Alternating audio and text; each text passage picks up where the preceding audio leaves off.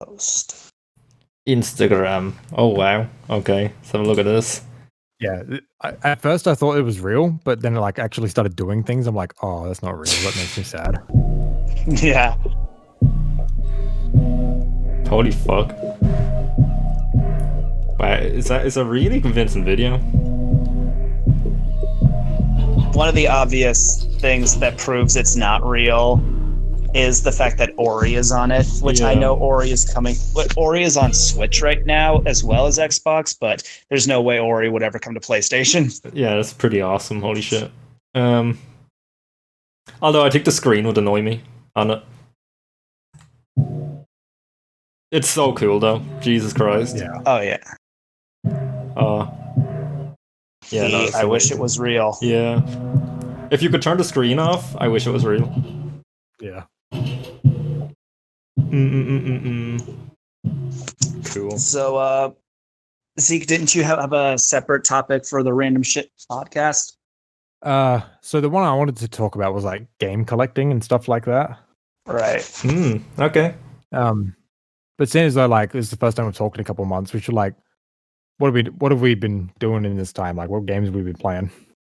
I'm still trying to find time to play Skies of Arcadia. I just have no time. Like, I was working night crew at the grocery store.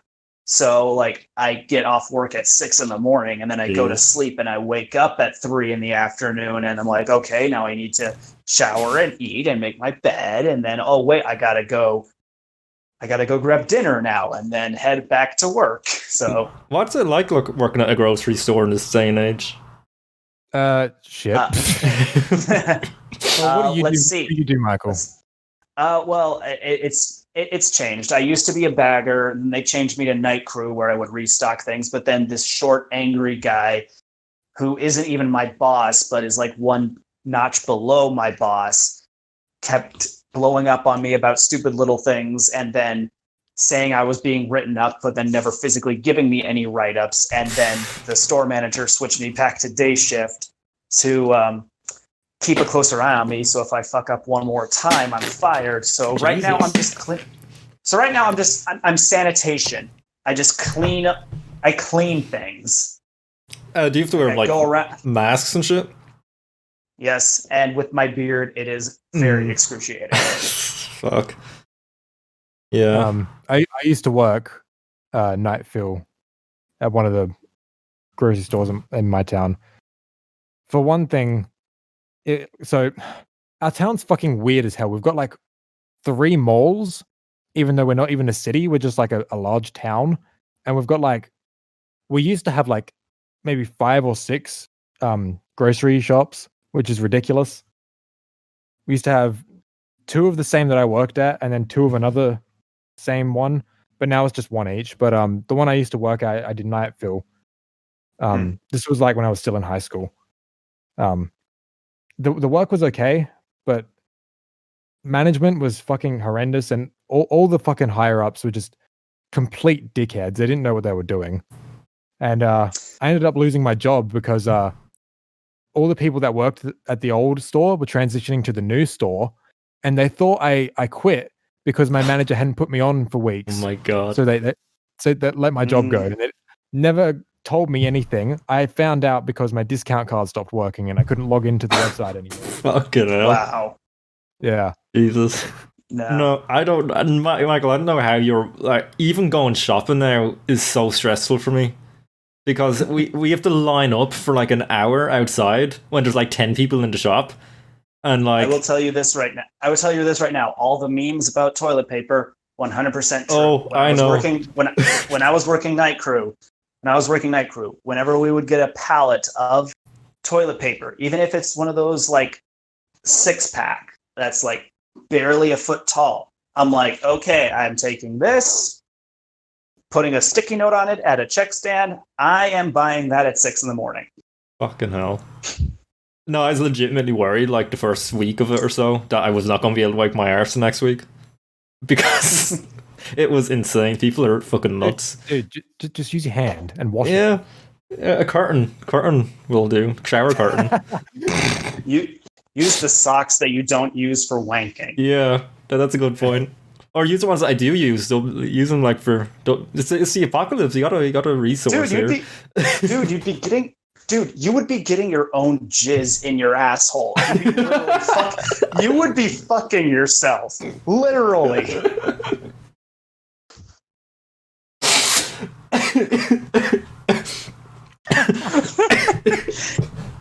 Well, I think that's the the channel. I think we switched channels now. This one's on yours, dude.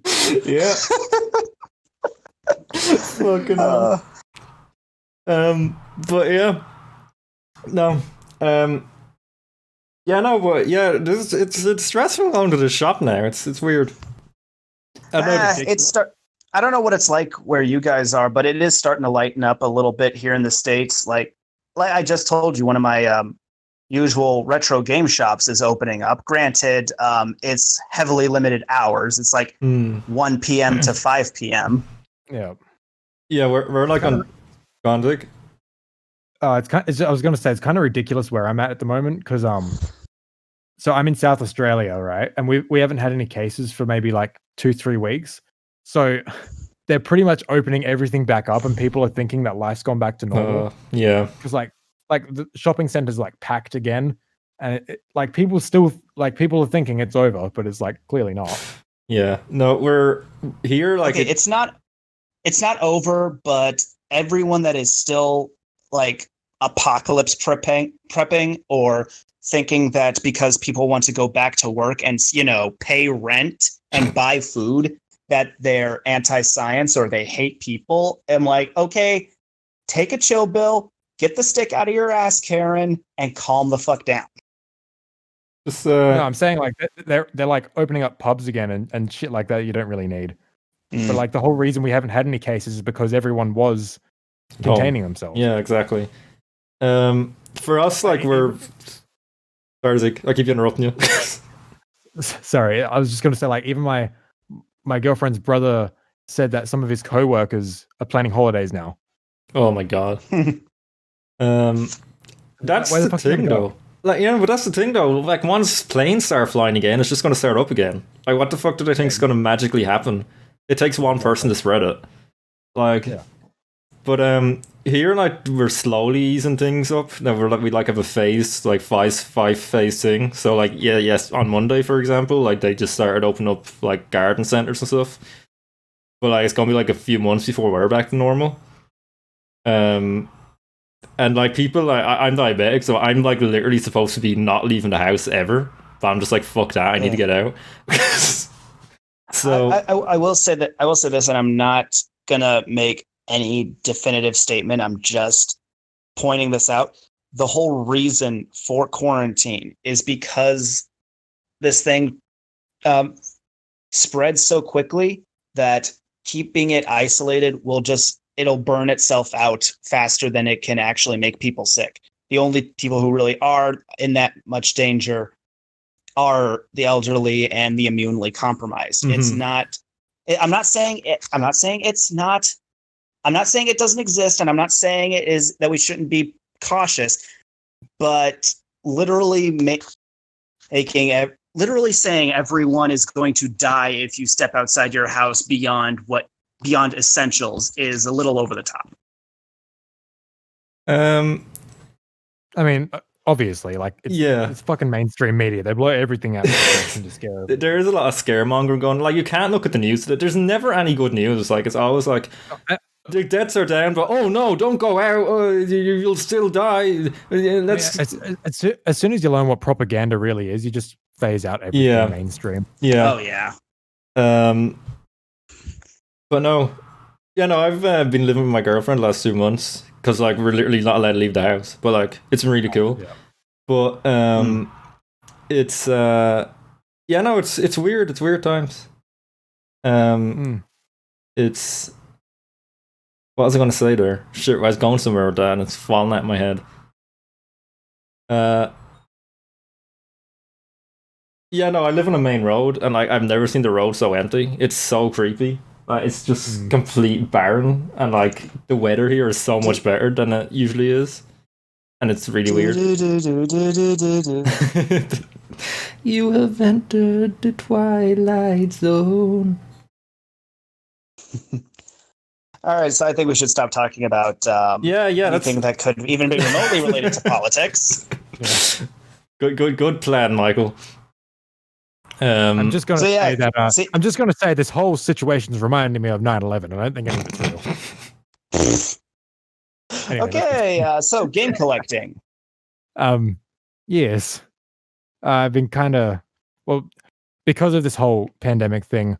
Like I'm unemployed at the moment, so I've been getting payments from the government, and they've upped my payments like a fucking lot. So I've had a lot of extra money to spend. Nice. So I've been buying a lot of games that I never got the chance to play. I recently got myself a PS3 and a PS Vita.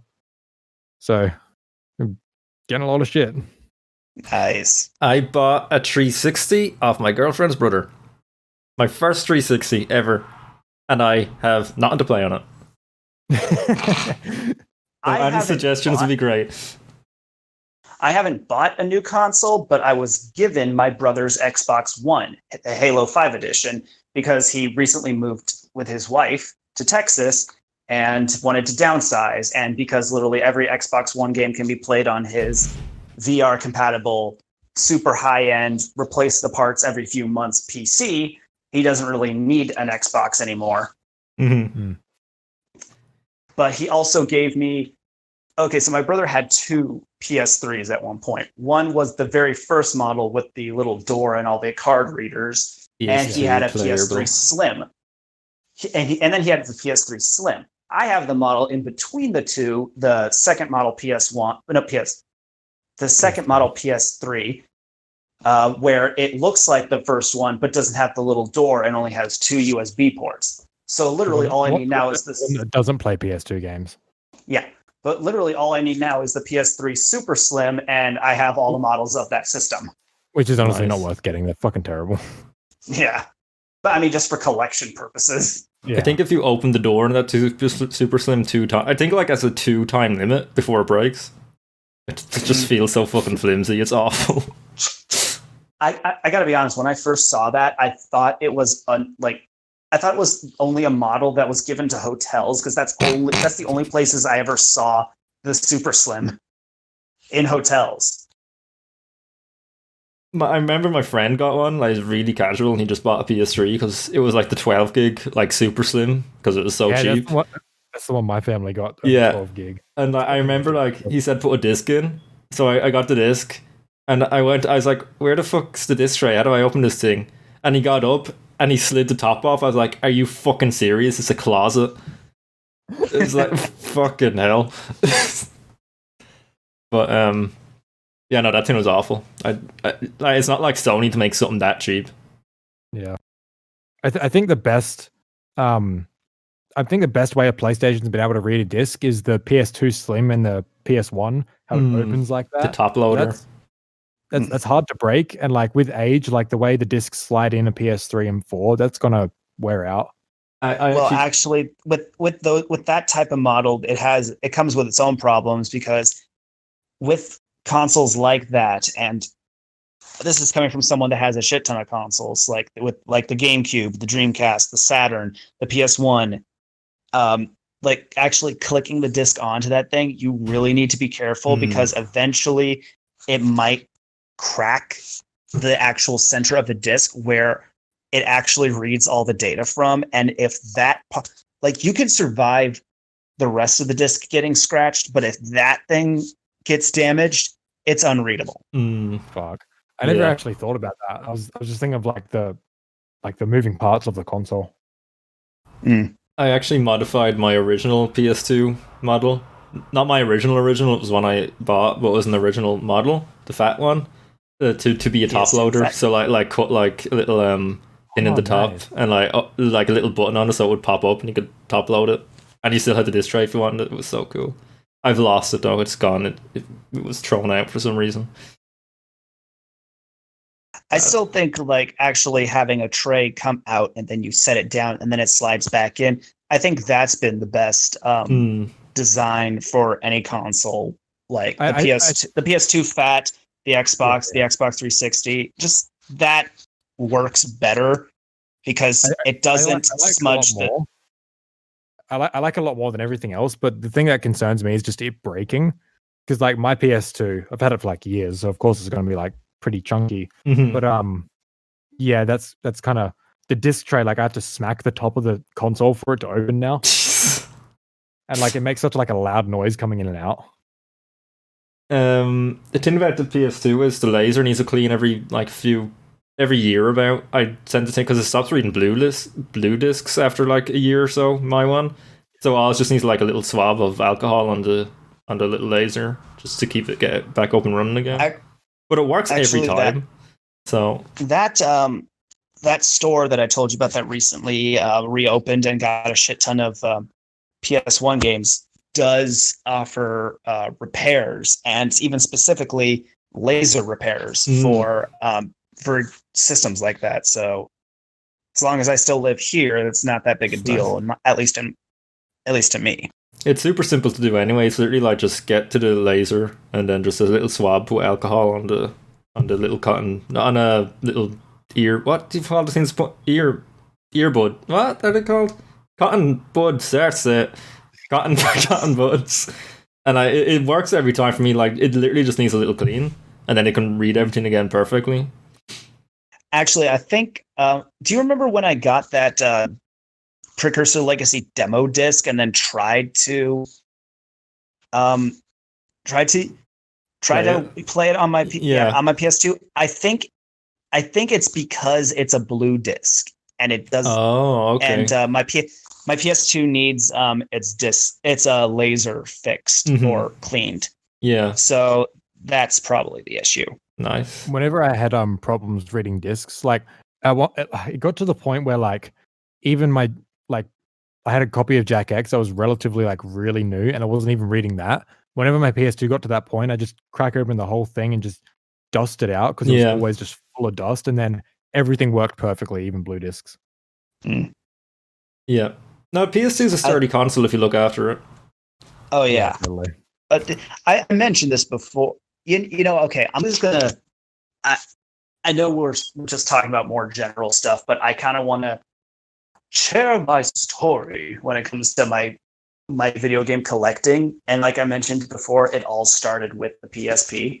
Yeah, go for it. Like I already mentioned that, because my PSP, dude, I've had the same PSP since I was 13. And like I said, I had to put a clamp on it to keep the tray from popping open. And can I just interrupt you here because I'm going to forget it and it's hilarious. My first PSP, I loved it to death, and it went missing for months. Like one time, and I ended up finding it.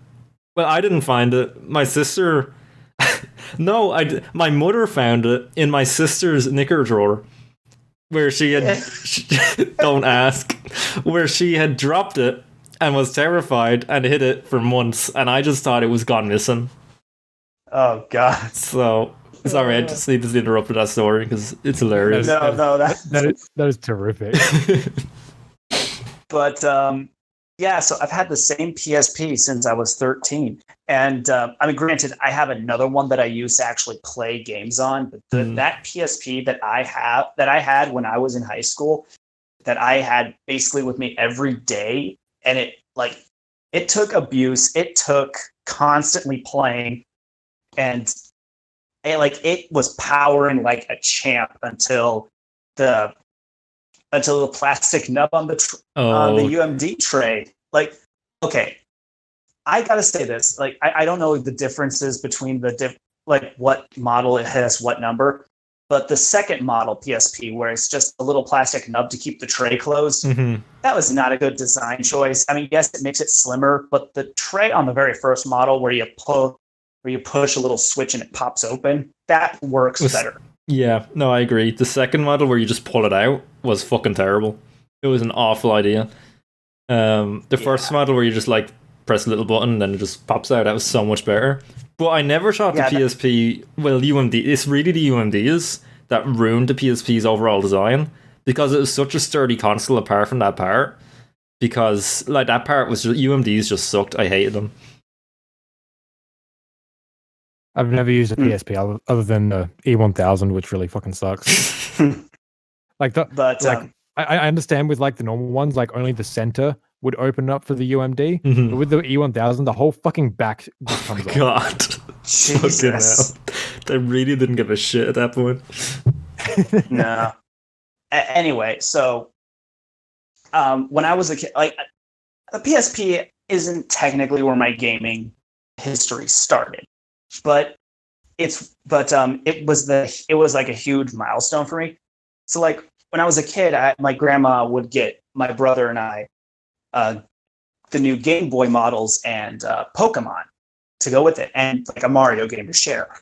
So like we'd be playing Gold and Silver, and then I had Ruby and he had Emerald, which I'm still salty about to this day because he had the better version of the three. Yeah.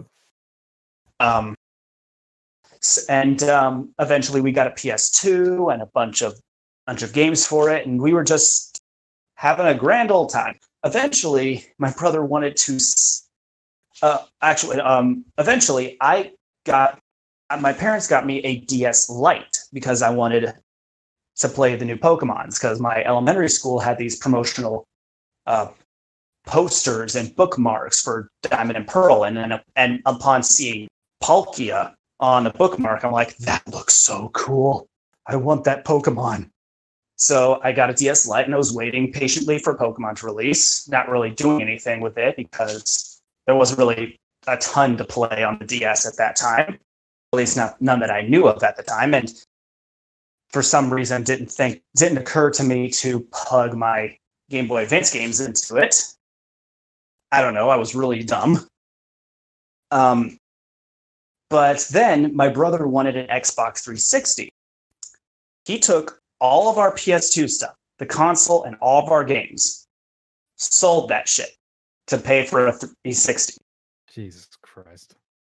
And while we were in GameStop making that trade, I had my DS with me. He said, I don't really see you using that all that much. I can't even say Jedi mind trick, because no Jedi would be this evil. Not even Vader himself. He Sith mind tricked me to sell my DS before Pokemon came out to pay for his 360. Hey, that DS you're playing right now in the store, I don't think you use it that much. So that happened, and I had nothing to really play for a couple of years at that point. Jesus Christ! Now so you couldn't even play his 360. No, because all he would get are games that I don't care about. Like the first games he had for the damn thing were Call of Duty 4 and Need for Speed Carbon. Yeah, fair enough. Anyway, so now to explain this next part, I need to go back again. I'm sorry, this is going to be a weird tangent, but trust me, it all comes together. Oh yeah, it's all coming together. Kronk meme. Anyway. Yeah, totally. So when I was about 8, my family would have this timeshare in Palm Desert in Southern California. And we would vacation there every Easter break. And a friend family was actually staying at a timeshare next door. And we're like, oh crap, we didn't know you were here. So we went over to visit them. And theirs was the much fancier hotel. Had a kids club area with tons of arcade games, a pool table, foosball, ping pong, pinball, and a PS2 plugged in the back. Ooh. Playing Kingdom Hearts 1 Deep Jungle. So I have a super huge soft spot for that world. I understand that it is very confusing and not a lot. I can't stand it. I can't stand it. I understand completely, but I have such nostalgic memories, and it is an important level of that game to me personally. Yeah, that's a good. I didn't even know what the game was. I didn't know it was Disney. I didn't know who I was controlling. It was at that point in Deep Jungle where you're just controlling Sora. Donald and Goofy are off somewhere, and Tarzan's in the tent. Yeah, it's just I didn't know what was going on. I just liked exploring, shooting fireballs, and killing things with this giant sword key. Eventually, I was just told to head back to the hotel, so I didn't know what I was playing at that point, so I just didn't think about it. until years later, after the PS2, DS, Xbox 360 situation, I was flipping through one of my brother's Game Informers, and I saw yeah, I see where this is going. And I saw an advertisement for Kingdom Hearts Birth by Sleep on the PSP. And Ratatouille, where Ego eats the food and then flashes back to when he was a kid. Oh, yeah. Yeah, that was basically me seeing the art style and the colors and the bright lights, reminding me of that mystery game I played at 8 years old. And it's like, that's it. That's what it is. And so I just thought to myself, but how am I going to play it? And then eventually I just put my foot down. I'm like, no, I am getting a PSP. I needed something for myself to game on. Something that I didn't have to rely on my brother for. So I bought a PSP. And like I said, that thing never left my pocket throughout all of high school. It was just Kingdom Hearts, God of War, Kingdom Hearts, God of War, Kingdom Hearts, God of War, even a little bit of sorry. So really, Birth by Sleep was your first Kingdom Hearts game? Technically. The first one I played all the way through. Yeah. Mine was... Which is why the timeline never confused me, because I played the prequel first. Yeah, I started with 2, so needless to say, I didn't know what the fuck was going on at the start. But it had me like really intrigued. I was like, this is really interesting. Oh yeah. But yeah, it was just Kingdom Hearts, God of War, and maybe a little bit of Jak and Daxter Lost Frontier. Like I said, I judged Daxter too harshly because I saw there was a Matrix parody on the back, and I hate myself for doing that. Jesus. I don't know. I didn't think Jak and Daxter needed movie references to be funny, but now I see what a fool I was. Yeah. Did you like The Lost Frontier at the time? I liked it at the time. Yeah, that's fair. Yeah, I liked it. I liked it when I first got it. Mostly just because it was like finally something new. Yeah. I think it's a fine game. Like, not a fine Jak game, but a fine game. Yeah, it's a good game, not a good Jak and Daxter. Yeah. See, the more I think about that statement, the more I realize like I disagree, because like fuck, the plain bits are boring. Like, regardless of Jak and Daxter or not, it's so boring. Like the platforming is fine. I can agree. Yeah. It's okay. Yeah. I think I'd agree. Plain parts are terrible. And especially the parts where you have to like torpedo Daxter out and like do that a million times. Christ. Especially when you had to control the missile. Yeah. And fly it back to the thing. Takes like a fucking hour. Anyway. Anyway, let's not talk about Lost Frontier too much. But yeah, the PSP was where my collecting lifestyle started, because it was the first thing I ever got strictly for myself. And like I still have that. I still have the damn thing. Like I mentioned, it is without a doubt the heart and soul of my collection. Yeah, no, PSP is best boy. I love PSP. I recently hacked my PS Vita just so I could get all my PSP games back on it. Nice. And it's so nice. How much of a pain in the ass was it for you? To hack the Vita? Yeah. It's very easy now. It's literally like it's so easy now. And also you can get like these adapters that you can put like 64 gigabyte SD cards in, so you don't have to buy those awful fucking memory cards that Sony made. But mine was upgraded to the newest firmware, so I had to downgrade, which was scaring the fuck out of me. Yeah, but it all worked out. So I'm really grateful for it's so worth doing. It's so good. Yeah. Yeah. What was I gonna say? I completely forget. I'm doing that a lot. I think today. it's only fair. I think it's only fair that since I shared my beginning of my beginnings as a collector, that you guys share yours. I think I know where it started. I can't really pinpoint an exact point, But like, I remember I always loved games like from as young as I can remember.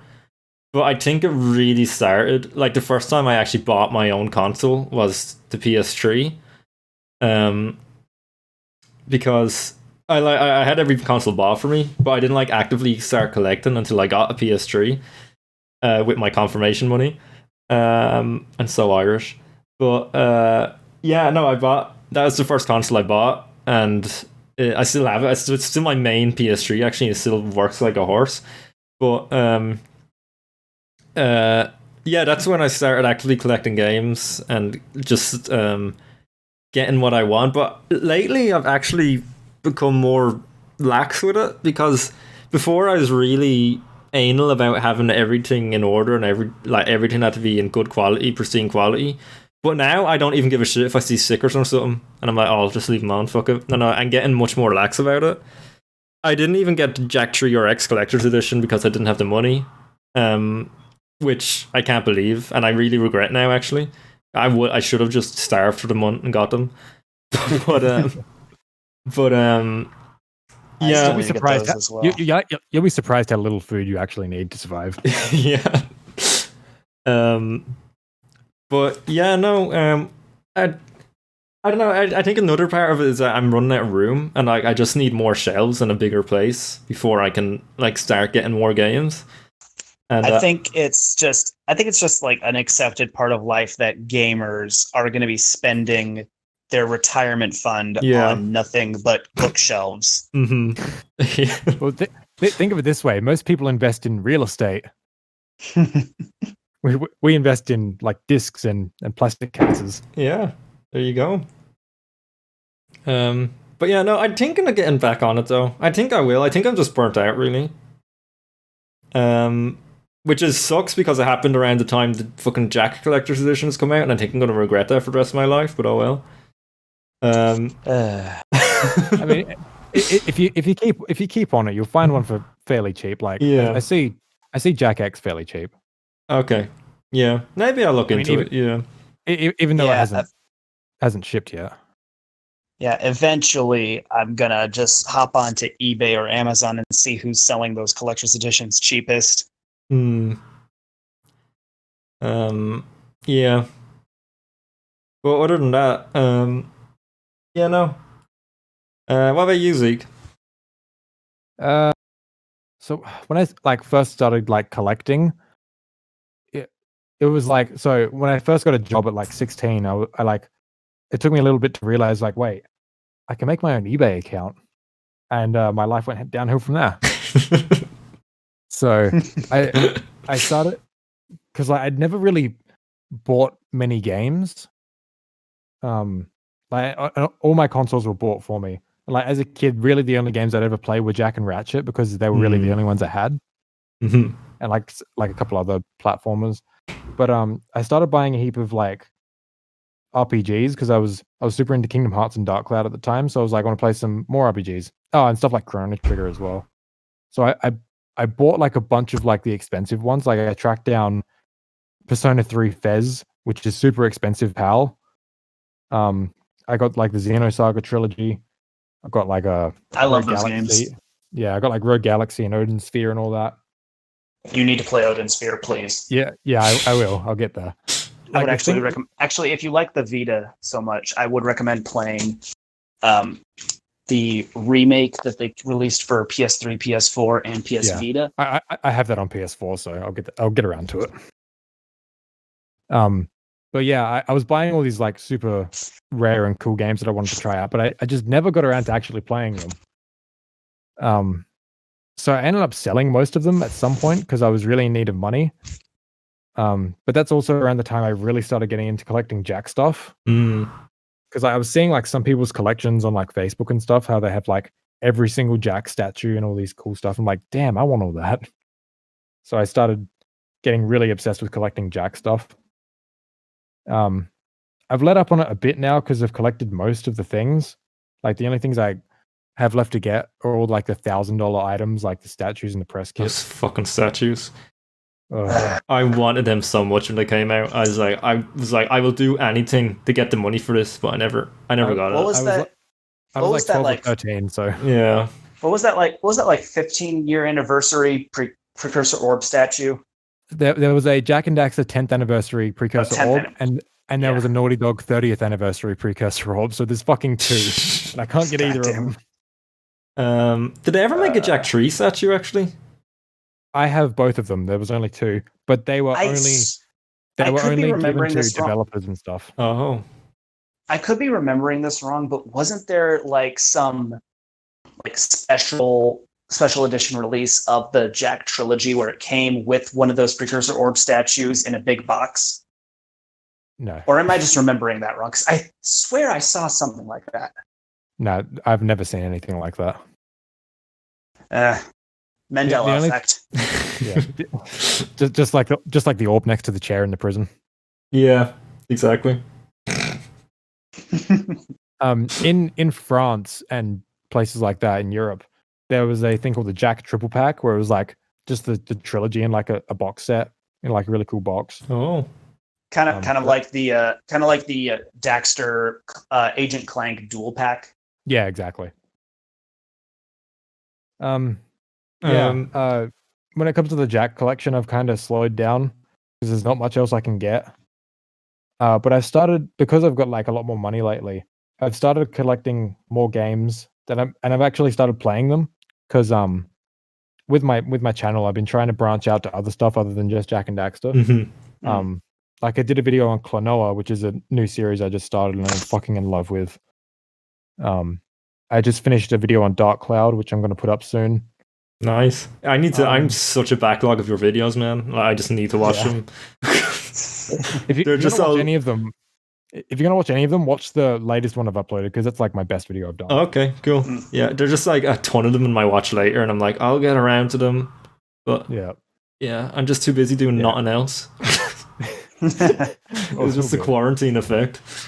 Yeah, but since getting the PS3, I bought like a heap of PS3 games. Like, I just finished The Darkness. I don't know if you've heard of that. But that was really good. I'm almost finished playing Enslaved: Odyssey to the West. Nice. And what did you think of it? I've got mixed feelings, but I'm going to do a video. So yeah, okay, no spoilers. Yeah. I just started playing American McGee's Alice, which came free with Madness Returns.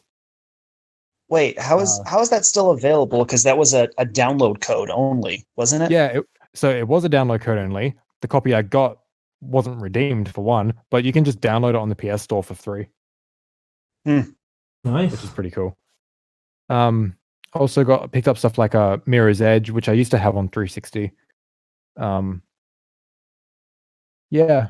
Oh, I picked up First Resistance as well because my copy was. But I was so pissed off at this. I played through the entire game of Resistance: Fall of Man, and I could not enter the final level because it just froze on the load screen every single time. Oh, fuck. So to this day, I've never finished a Resistance game, despite playing the fuck out of them. Jeez. Resistance 1, I think, is still my favorite. And there's something about the Chimera in that game that just still to this day look incredible. Like, they just look so good. I still don't know which one's my favorite because I haven't finished any of them. Everyone likes 2 the best. I think 2's the worst. Because like they got rid of like being able to switch like to all your guns, and I hated that. Yeah. I really liked how 2 was more horror focused. Yeah. Even though I'm not big into horror, I thought it was really cool. Mm-hmm. But I felt like 3 was like super Ratchet and Clank, which was really cool. Yeah. Yeah. They just went like full on for fun in 3. Yeah. Yeah. It was the modern shooter that got Yahtzee Croshaw to stop yelling for 2 seconds. I just picked up the Hero Edition of Infamous 2, which came with a whole statue and his. Oh my god! Nice. I want that so bad. And it was sealed. Holy shit! Fuck, man! How much did that cost? All up, including shipping, it was 165 AU. That's not bad. I was really fucking pissed though, because 2 days after I found it, sealed, $100 free postage. Oh well. I think that you got that cheaper for what it would be when it first came out. I might have actually. Yeah. I did notice that the American versions were a bit more expensive than the Australian one, but I don't know. Yeah. No, Infamous 2 is such an underrated game. I fucking love that game. Tell me about it. I love that series. Yeah. I mean, I do. The first one is my favorite, but I do really love 2. Mm-hmm. Second Son was my first game, and then I played First Light.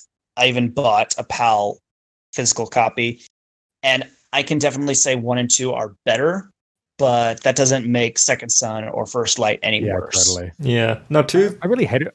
I really hate it when people dunk on Second Son. It's not that bad. Second Son's a good game. It's just, I don't know, 2 was just set such a high bar, and I really wanted a continuation of the story from 2.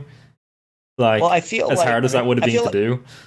I feel like the fact that Second Son kind of dodges the question of how are there still conduits after the end of 2. And I think the best reason I can really just say is it's like a superhero comic. Things like that get glanced over all the time. Yeah.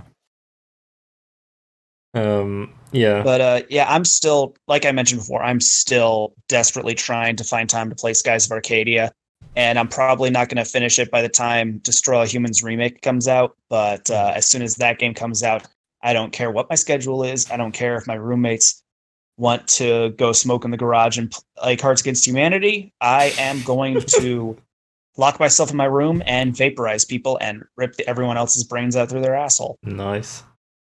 I just remembered, on top of getting all new PS3 stuff, I've been kind of obsessed with this website called Jaws. Have you heard of it? How do you spell it? JAUCE.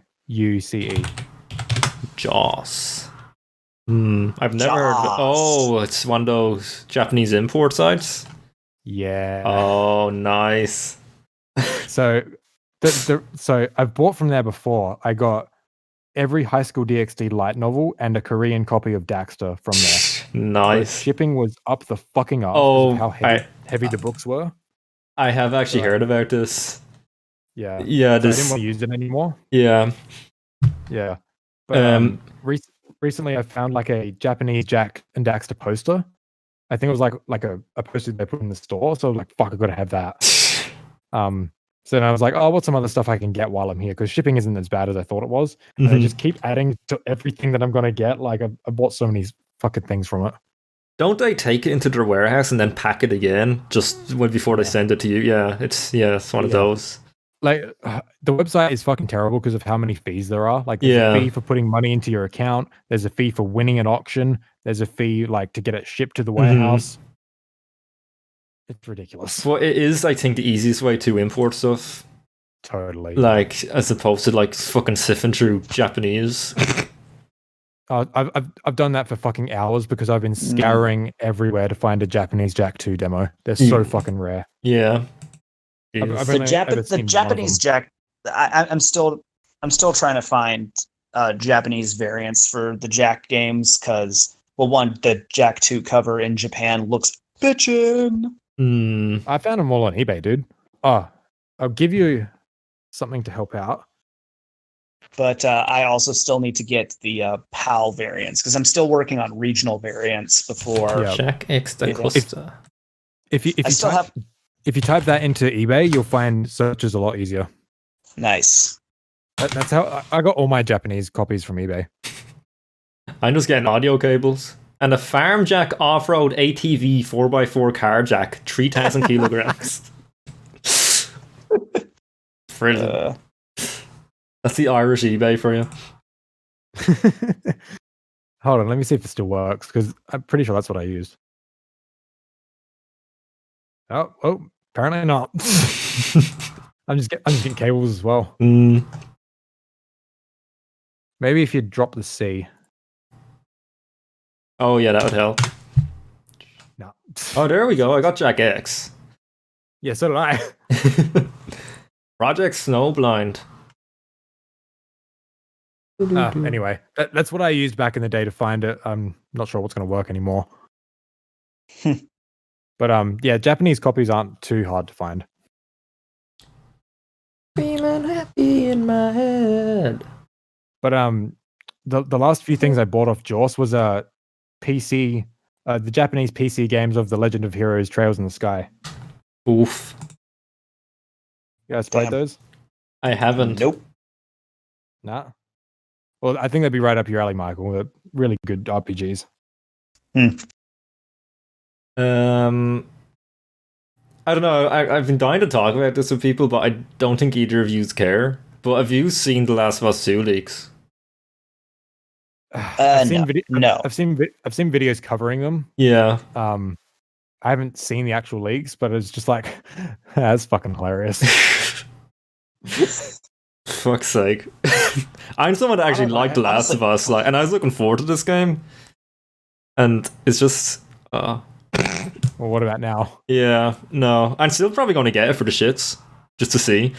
But no. Fuck's sake.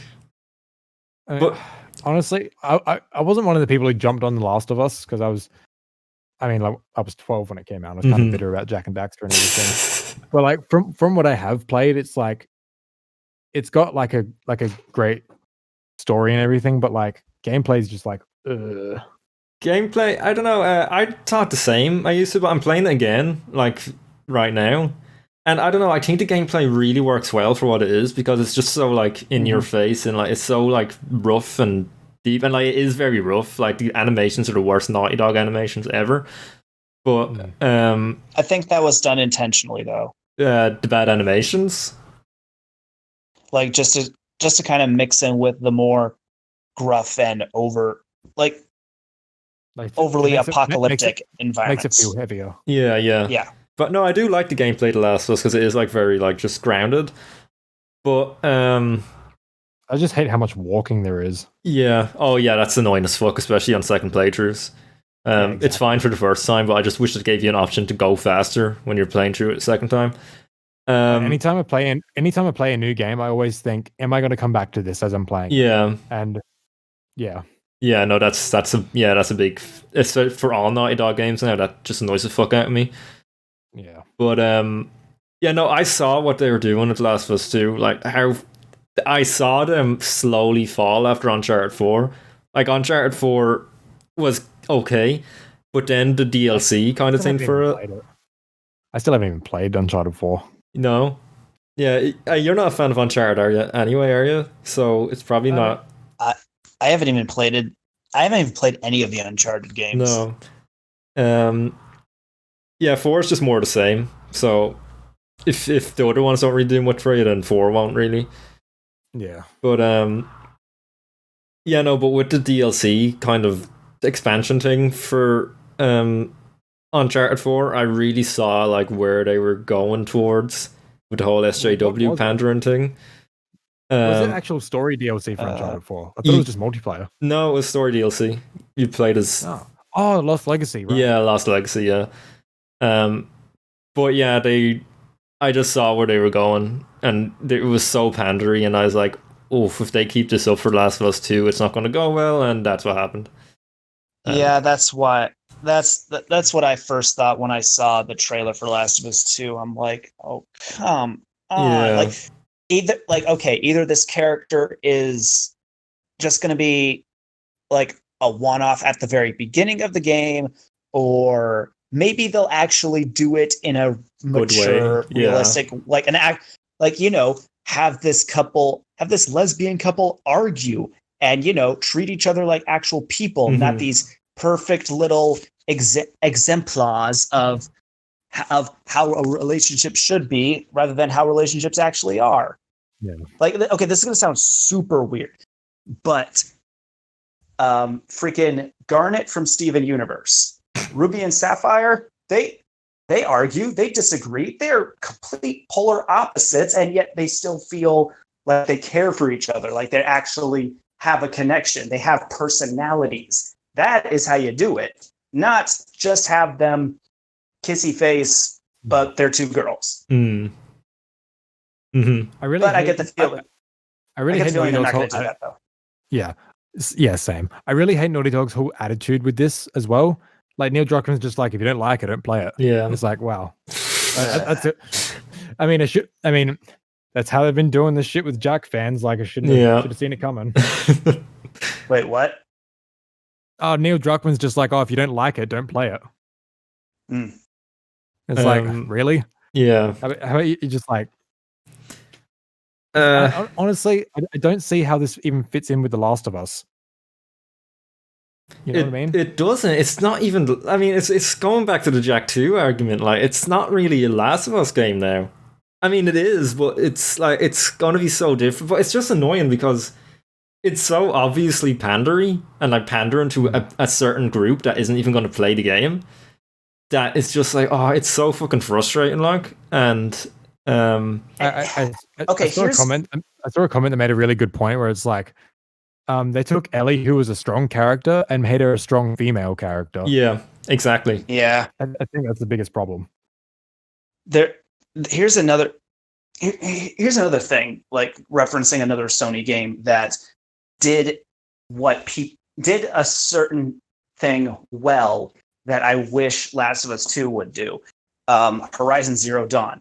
Mm-hmm.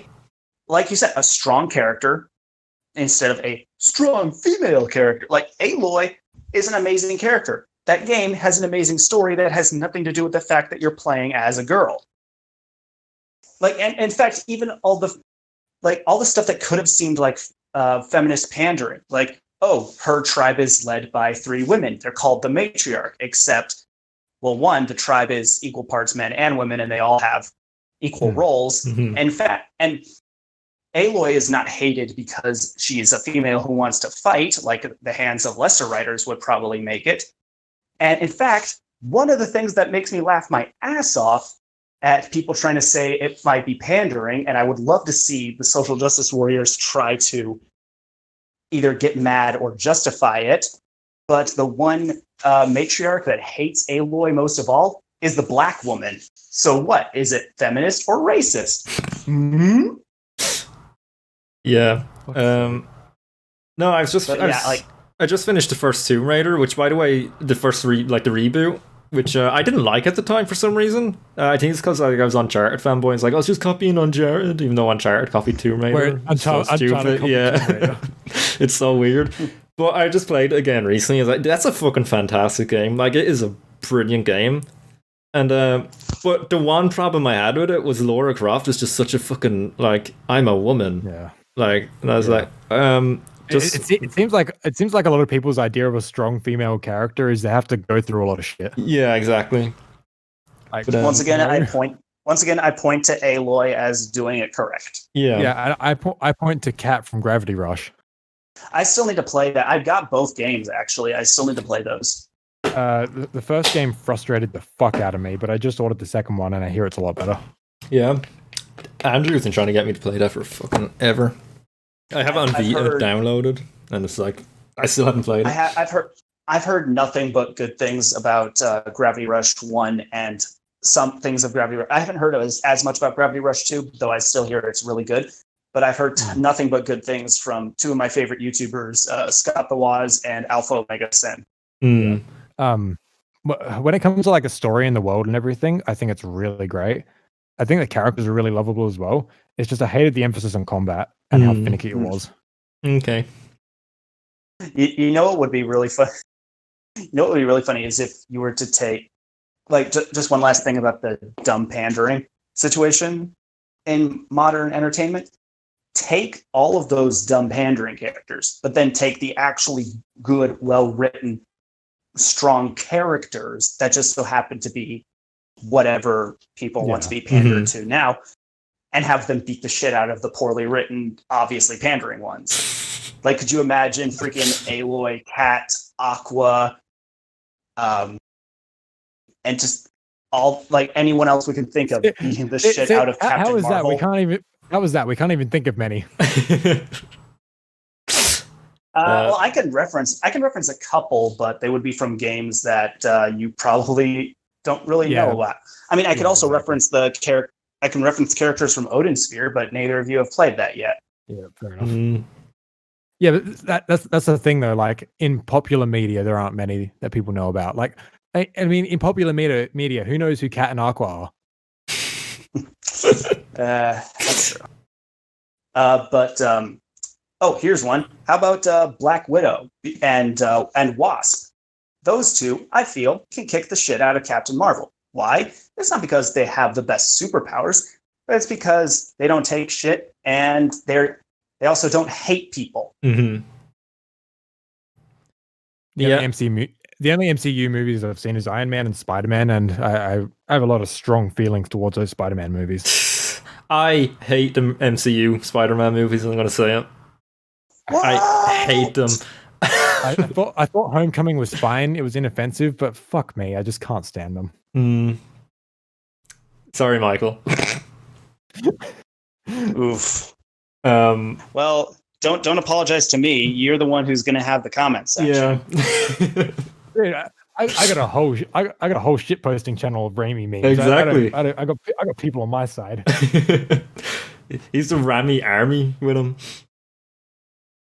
That I don't post to anymore. I'm so sad. Those are amazing. I had a really good idea for one, but it just took like a lot of effort. The thing is, YouTube poop's like so fucking long to do. Like, and it's like once you have it done, you're like, was it really worth it? Not at all. No one watches it. Like my friend, a friend of mine, he commented on all of them, gave them all dislikes, and told me how shit they were, and I just love hugged them all. Brilliant. And it's the same comment on all of them. Fucking hell. Anyway, yeah, I can't stand new Spider-Man. Mm-hmm. Any particular reason? For me, it's the fact that it's like so unnecessary, especially the last one. It was like just such an unnecessary film. It was like, what was accomplished? What happened here? Yeah, what was the point? Well, it did reveal Spider-Man's identity. Yeah, but like, just like at the end of Homecoming, like when Aunt May found out, that had potential to be like a really dramatic, life-changing thing, but they jokified it, like they do with everything in the MCU, just making a joke. They've made Aunt May in this new. They've made Aunt May in the MCU a little more like of a MILF. Like, well, there's that, but I was going to say more like Peter's friend, more like Peter's buddy. Like, I get that they're family and she raised him, but it's less of a, I'm going to have a heart attack if I find out you've been out there swinging around fighting things, and more like, I'm going to support you here. I'm scared as shit, but I'll support you. It feels a little bit better than the other damsel in distress, as was Aunt May previously, especially in like the comics and such. But yeah, but then like it just, I think the biggest thing for me is like this Peter has like no responsibility at all. You know what I mean? Like nothing he does ever has consequences. Well, I think they kind of did this because a lot of people who watch these movies, especially a lot of young people that could definitely identify more with a younger Spider-Man, feel like everyone feels like they have responsibilities, or feel like when something goes bad, it's because of them. So to have someone just as in over their head over something that in a lot of ways has nothing to do with them, but they still feel the need to do something. They still want to help, is kind of trying to connect to an audience like that. I think the one thing they did get right in the MCU ones is that Peter Parker actually looks the age he's meant to look, or meant to be. Yeah, Tom Holland's a great actor. No yeah. Oh yeah. It's just the writing. But and the fact that they CGI fucking everything. Yeah. Like, they made the suits and they look fucking awesome. Mm-hmm. Why would you want to touch that? You know, the overuse of CG in the Marvel movies is something that really just eats at me, because I'm like, it just doesn't look real. It just doesn't. Go back to Iron Man 1 and see how fucking good. Oh yeah. Yeah, exactly. Well, okay, in CGI's defense, Tony's suit is nanotech now. Was nanotech. So what exactly would you want nanotech armor to look like? Like Ratchet and Clank nanotech, the blue stuff just thrown around them. Yeah. No, because like from a design point of view, like everything looks about the same, but like just quality wise, because they don't use practical effects anymore, everything is just it's just ugh. I think Endgame would have been. There was one.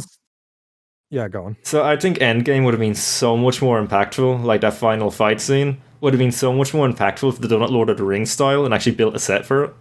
And actually, like, instead of doing it in front of a giant green screen with a red background, like, just build a set and, like, have things crumbling, and it would have been so much more impactful.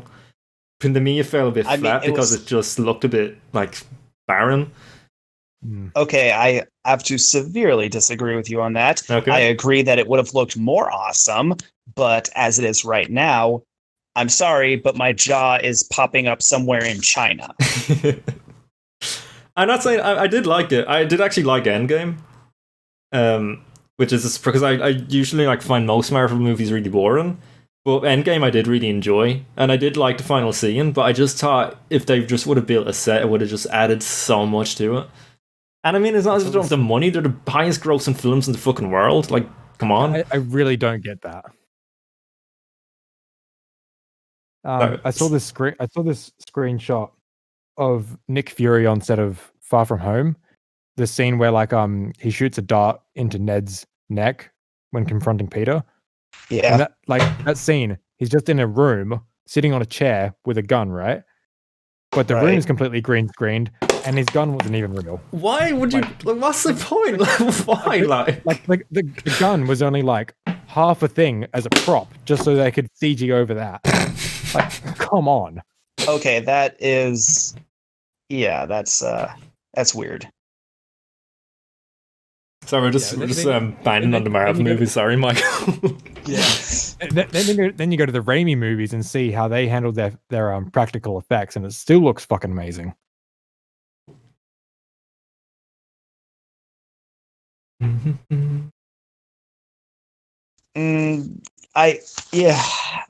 I don't know. I think we can go on talking about that sort of thing, but I don't think anyone's here to listen to our Spider-Man opinions. No. We talk about video games, not movies. Video games. I don't even like movies that much. I just like the Spider-Man movies. I'm not much of a movie guy either, but yeah. Oh, I don't want to talk about.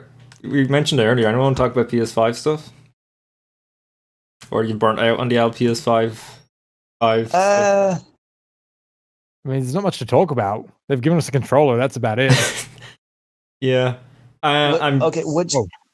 When you get, obviously, we're going to be getting PS5s whenever they become available, or sometime after that. Sometime after, because they're going to be expensive as fuck from what people are saying. Yeah.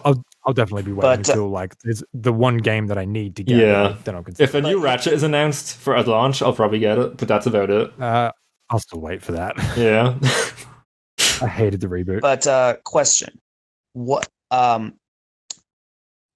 Since we already know that they're basing that the base is PS4 architecture and it's going to be reverse compatible. Mm-hmm.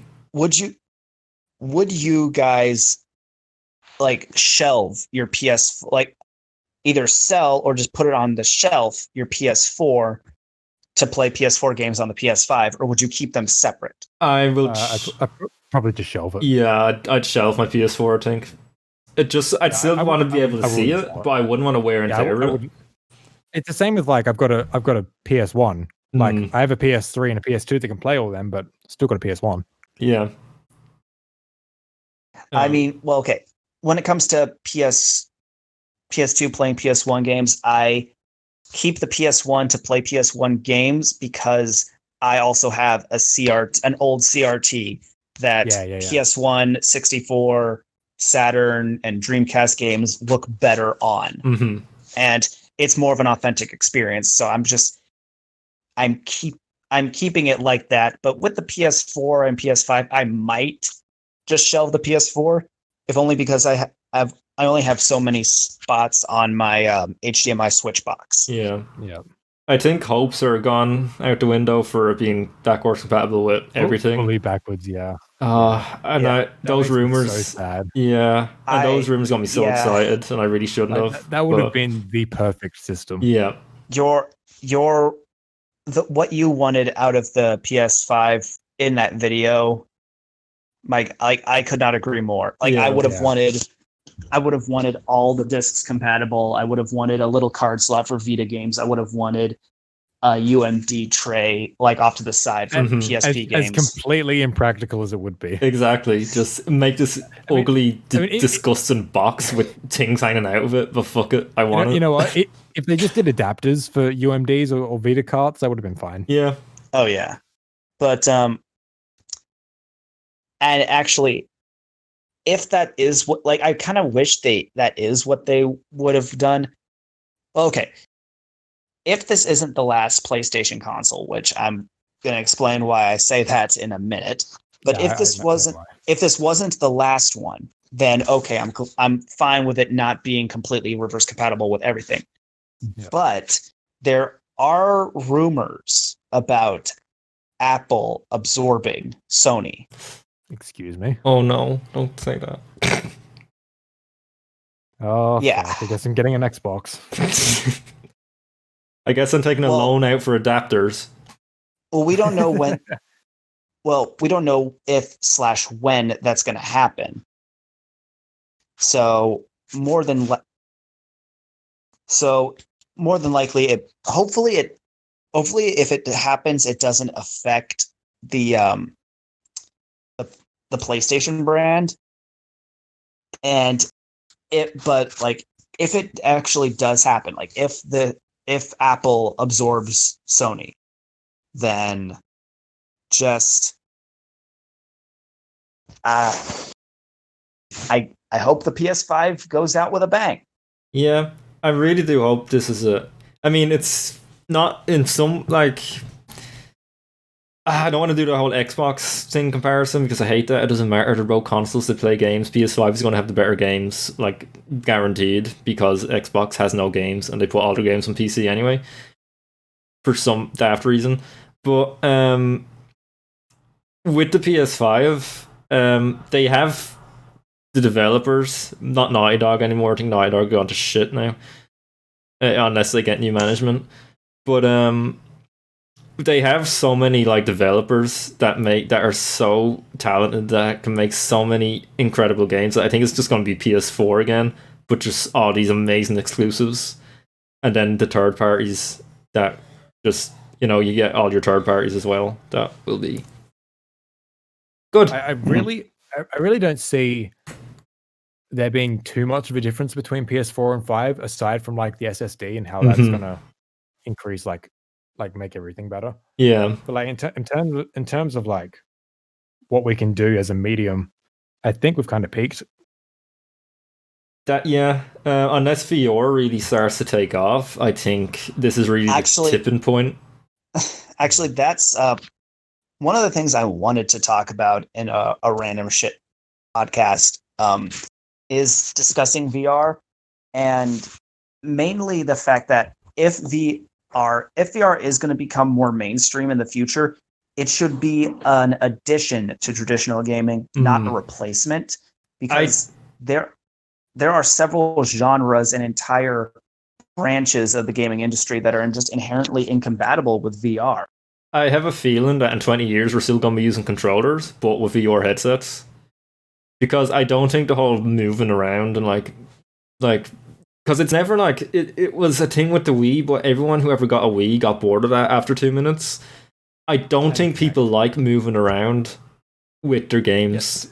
Yeah. Dude, well, we play video games. Of course, we don't like moving. Exactly. Well, here's the thing on top of that. Besides, like if it's just a VR headset with the traditional controller, there are still genres of games that would not work well with.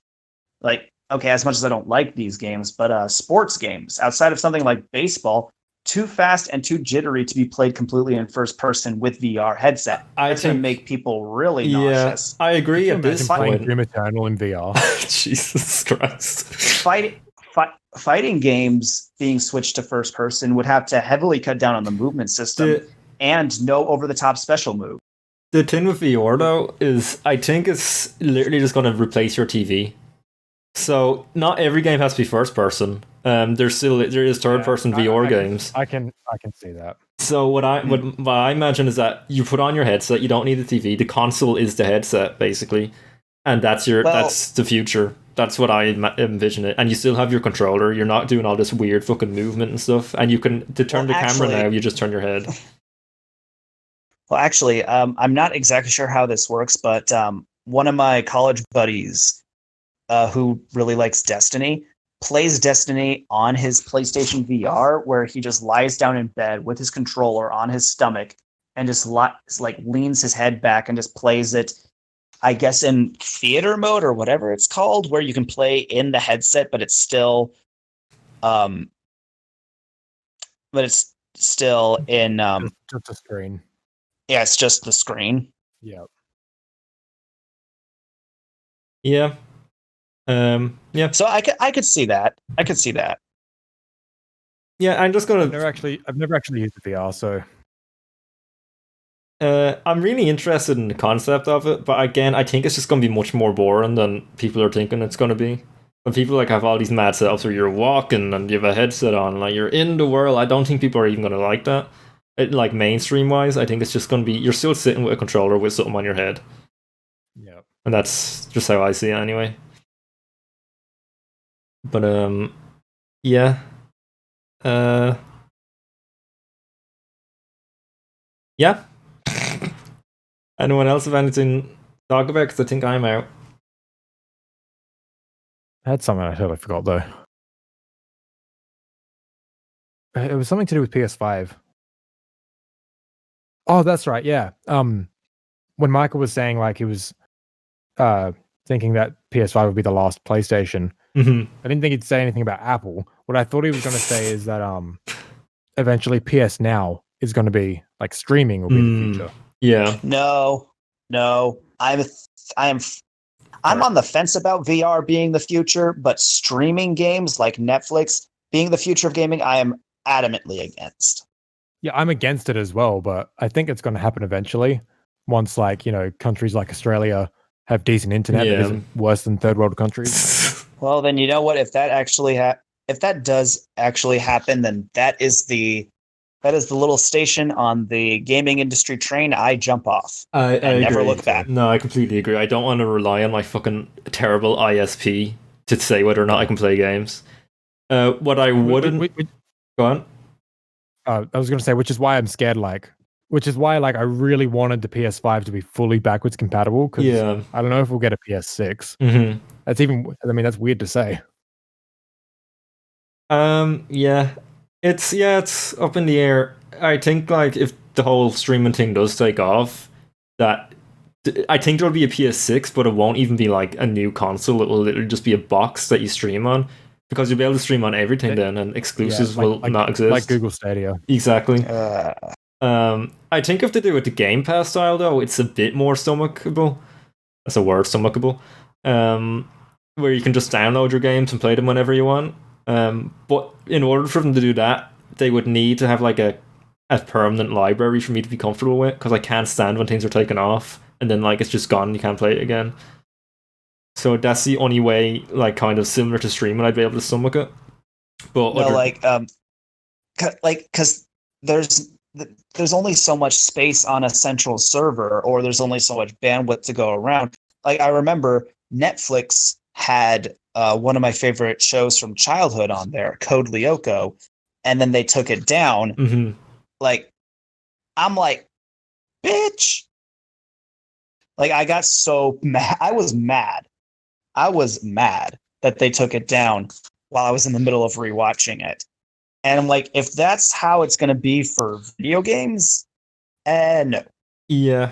I don't think the physical medium will ever die out, completely. It'll definitely get smaller and it'll definitely be a niche part, but I don't think it will ever die. Kind of like music. Exactly. Yeah. Because I don't think it's ever going to go away, mainly because even when streaming becomes a bit more reliable, there's still going to be still going to be bugs. There's still going to be some inconveniences that go along with it, and some people are just going to be against the whole idea of not actually owning their games. Like, there's still a massive niche there, like people like us that just want to own games. Exactly.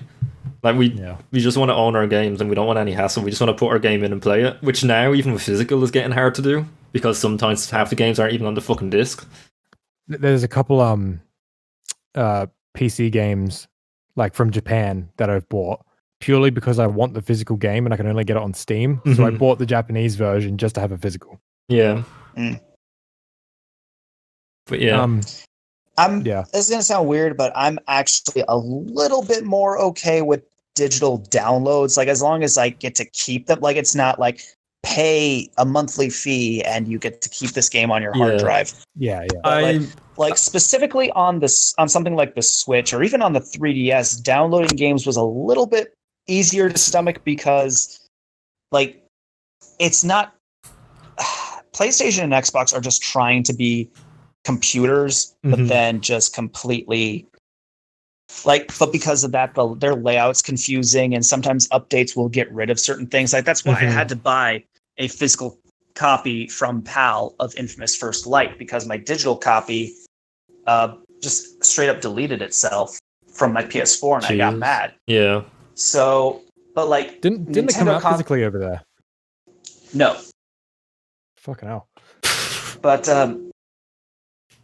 Nintendo systems, buying games digitally is a lot easier because they're just game systems. Like the home screen is just every game you own. Yeah.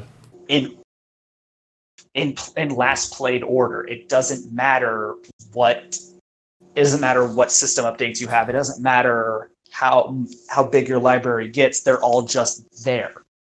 So it's easier to hold on to. The only way I'd really be 100% comfortable with going digital and having my collection digitally is if I had like a hard drive that was gigantic that would never die. Yeah. Because if your hard drive dies and the servers are down, then your game's gone. And that's just what I'm most worried about. Because I like owning my shit. I'm paid for something, I want to own it.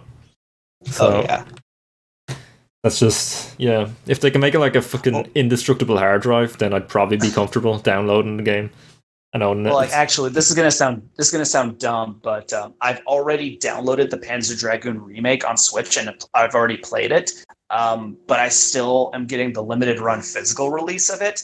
And by the time it shows up, I'm probably gonna delete the downloaded version off my Switch just to make some room on my SD card. Yeah. But like, even though I think that's what we all did with the Jack games on PS4. Yeah, and I still have both of them installed. Yeah, I do as well because they're different regions. Yeah. But even with that, it will still be in my eShop history. So like, if you can always download it, if the cartridge either gets lost or breaks, then I could just go back to the eShop and re-download it for free. Yep. Yeah. Wasn't there a point to this part? I don't know. It's long gone. Streaming. Random shit podcast. Yeah. Starting video game collecting, then SJWs, then Spider-Man, and now digital versus physical. Dude, this is the Shit Talk Shodcast. The Random Shit Podcast is a different one. Yeah. Yeah. I've lost complete track of everything on my channel, so nothing matters anymore. One idea I just had before that I think would be kind of cool. Seeing as we only do these like every couple months or so, we could have like a game that we'd all recommend to each other to play in those 2 months. I like it. Come back with our thoughts, like a book club, but not as gay. I like it. Even more gay. Okay. Well, I have one game I would recommend to you, but I've already mentioned another game that I would even recommend above that. Play Odin Sphere, both of you. Yeah. Okay. I can do that easy. Odin Sphere, right. Well, what consoles am I looking at here? PS2, PS3, PS4, PS Vita. Oh, it's on 4? Cool. Easy. Yeah. Vita I can get for free. So, okay. Oh, yeah. AKJG. Yeah. I was about to ask if you have that. Yeah. I don't even It's so care because Sony don't care. So fuck it. Yeah. Cool. That's easy. I'll do. How long is it? Um, RPG, so yeah, it's an RPG. Turn based. No, hack and slash. Cool. Okay, I'm in. But there is, like, I've mentioned that game plenty of times, and yes, I want that to be the game you guys play first, but I do have one other game that would technically be shorter. Granted, my first playthrough clocked in at 40 hours in that game. And also, it's kind of a rare game on the freaking Wii, of all things, but it is a really good one. Xenoblade? Well, first of all, no, that game does not last 40 hours. That's less than half the game. Yeah. But it was actually released alongside Xenoblade and Pandora's Tower, the third game in that little trifecta, The Last Story. That game quickly became one of my favorites. Just really cool concept, some fun characters, a great love story that actually matters in the grand scheme of things, and just a really unique gameplay. Yeah, I do remember that one. Is that only on the Wii? Yes. Okay, well, I'm not going to be able to play that for a while because I don't have a Wii. So me and Z have a game. But yeah, you guys play Odin Spirit, please. What about for Michael? We should pick one for Mike to. Well, I have time to actually play anything. Well, the one I'm going to recommend to you guys is only like maybe 5 hours long. Okay. Klonoa, Door to Phantomile. Oh yes, I have played it. Oh, you have? Yeah, I played on Vita. Did you beat it? I don't think I did. So I really should. I don't have PSN anymore, so I can't download it. And finding a copy on PS1 is going to cost an arm and a leg. And I already bought Tomba. So yeah. Wait, you don't have? What do you mean you don't have PSN anymore? I stopped paying for it. Oh, you mean PS Plus? Oh, PS Plus. Yeah. You don't need that to buy games. Really? Yeah. That's just to play online and get free games. Well, also, I just told you about how I prefer the way Nintendo does digital downloads because PlayStation is all wonky. Yeah. Well, playing this one's pretty simple if you're tech savvy. You can emulate it easily on your laptop or phone. But if you got a PSP or a PS Vita, you can get it on them pretty easy. And it's only like $5 on PS3.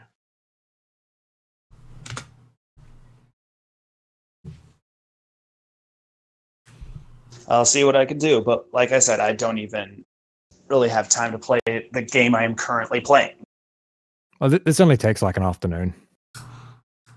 I give it a shot. Another shot. I haven't played in forever. All right. So yeah, cool. The list there. It's in zone. I'll see if I can. Yeah. What about you, Keith?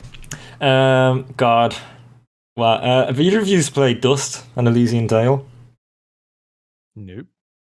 I had a friend who recommended it to me nonstop back in high school. Okay. That's my one. It's insane. What's it on? It was all made by one dude, and it is incredible. What's it on? It's on PS4, PC, and I think it's on Switch now. Okay. So I don't think I spelled that right, but oh well. Let me look that up real quick. I haven't even heard of this.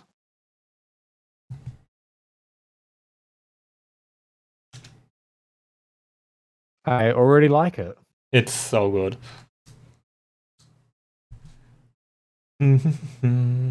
It was free on PS Plus, like when the PS4 first came out. So if you had PS Plus back then, I doubt you did. Shouldn't be in the library. I first got it just over a month ago, and I only paid for a month so I could play Doom Eternal online for a bit. Fair enough. Yeah. Yeah, that looks awesome.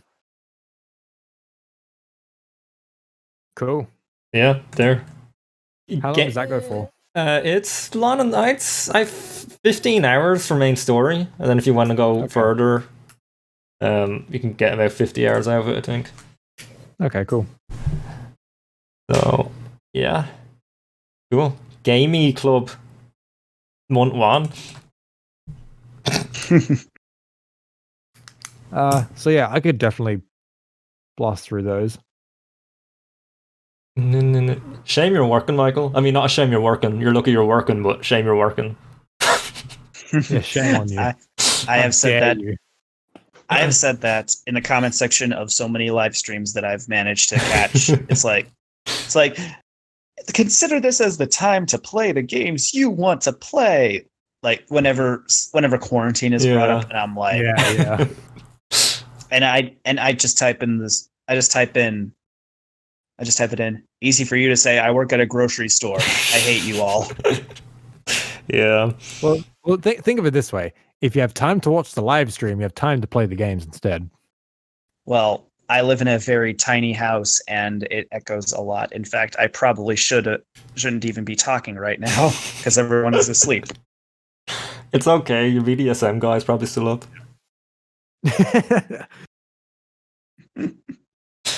So, yeah, I think that brings. Go on. I'm actually really looking forward to that Dust one. That looks really cool. It's so cool. I love it. I haven't played it since it first came out either, so I'm really looking forward to giving it another shot.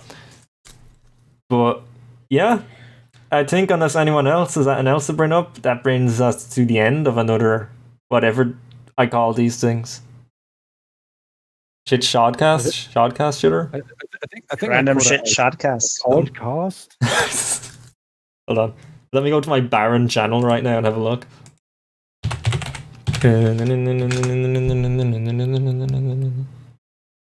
And that's my turn. What's keeping you, man, anyway? Sorry? What's keeping you anyway? What's keeping me? Like from making videos? I don't know. I just can't think of anything to make. And it's like, when I do think of something, I think of it really late. And I go to write it down. And I'm like, oh, there's nothing beside me to write it down. Then I go to sleep and then I forget about it. I just don't have the motivation, I think. I think it's just a lack of anything to do anything. So, I don't know. There's so many things I need to finish as well. Like the Jack in 2 minutes things. I want to do Jack 3 and Jack X. Yeah. And The Last Frontier, I'm literally thinking for that in 2 minutes, it's literally just Daxter saying Jimmy Nutbar for 2 minutes. No, stretch out the audio to make it go for 2 minutes. Yeah, there we go. So it's just a black screen. Yeah. And that's it. And people are like, what is this? So, yeah. Well, my last video was actually the last random shit Shodcast. Shooting shit Shodcast. Yeah. That was my last video 2 months ago. So, there we go. Bi-monthly podcast, I think we're on. I mean, that'll give us enough time to play through games. Cool. Yeah, that's true. Yeah. Probably be talking about Destroy All Humans next time. Oh, yeah. When is that out, actually? July 28th. Nice. And actually, July marks when I can finally apply for vacation time at the store that I work at. So I'll wait for the weekend before the 28th. I'll put in for vacation time and then just spend a week doing nothing but vaporizing people and ripping brains out through assholes. Dude, knowing your bosses, they're probably going to just sack you for asking for vacation time. Ugh. But yeah, no, cool. That should be, yeah. Cool. I think that's that. So, anyone want to plug anything for the like half a person that's still watching? The half a person. Their torso left, it's their legs that are watching. Our future selves watching our own video. That's probably it. Yeah, you know what? That's exactly what's going to happen. Yeah. Watch this. Yeah. Okay, I'll do it for you. Powercell Freak does videos more than me, and they're better. Go to his channel and subscribe instead. He has a first version of this where we actually talk about Jack stuff. It's interesting. And then and then there's Michael, who, when was the last time you uploaded, Michael? Over a year ago. Oh, more than that. Like, Yeah. What you can do is you can go and subscribe to Michael's channel, which is Nerdrage36, and it will be a fun game because when you click the subscribe button, you will be looking at your sub feed and refreshing it for the next 2 years, and then maybe a video will pop up, and you'll be like, "Oh my god!" and it will be so worth it. Yeah, he'll be like, I'm back to YouTube again, and then he won't post again for another 3 years. Yeah, I've done that a few times. Keith, you flatter me, but I'm not grade A, under A, or Storm Dane Productions. I am not worth 3 years of waiting. But yeah, that's that. That was fun, and yeah. Yeah. Goodbye. All right, Goodbye. I'll catch you guys later. Yep.